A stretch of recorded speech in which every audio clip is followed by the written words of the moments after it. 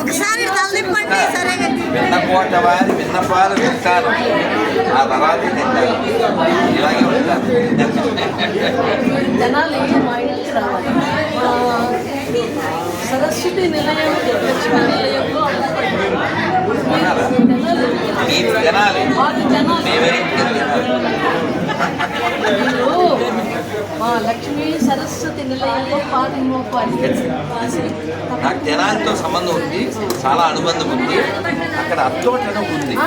అత్తోటలో రామాలయంలో కార్యక్రమానికి వచ్చాను 2-3 సార్లు.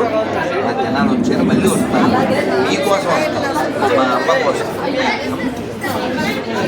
ఎందుకంటే తల్లికి మీకు సరస్వతి లక్ష్మి అనుగ్రహం ఉంది. ఆ అనుగ్రహాన్ని లోకానికి పంచేది మీరు. ప్రకాశం కోసం మీరు అలా ప్రకాశించారు.